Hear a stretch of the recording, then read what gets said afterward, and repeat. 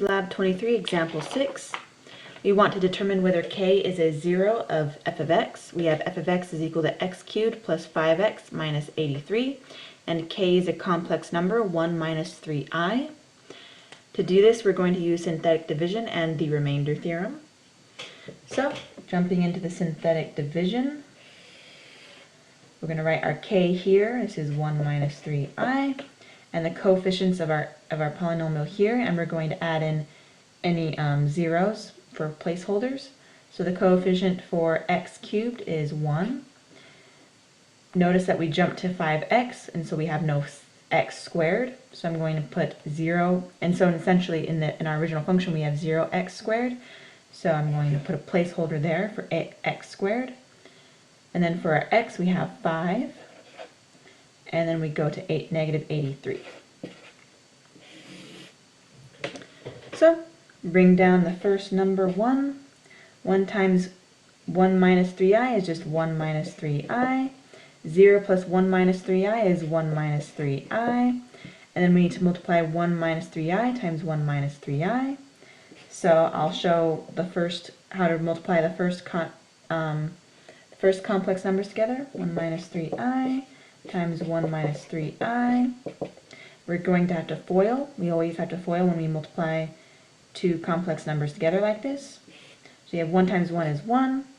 We have 1 times negative 3i, which is negative 3i. We have negative 3i times 1, which is negative 3i. And we have negative 3i times negative 3i, which is positive 9i squared. Now, if you remember, I is equal to the square root of negative 1.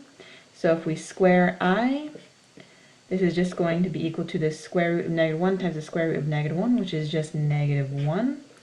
So this is equal to 1. And then if we combine this negative 3i minus 3i is going to give us negative 6i. And this is plus 9 times negative 1. So this is actually negative 9 right here. So 1 minus 9 essentially is negative 8 minus 6i. So just like this, whenever you have two complex numbers that you're multiplying together, you'll have to factor it out. Not factor it out, you're going to have to FOIL it out just like this. So this is negative 8 minus 6i.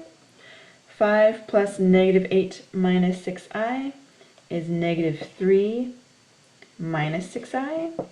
And if we multiply negative 3 minus 6i times 1 minus 3i, we will get negative 21 plus 3i. And if we add these, we get negative 104 plus 3i. So this right here is our remainder. And notice that it is not 0. And because it is not 0, we know that k is not a 0 of our function f of x.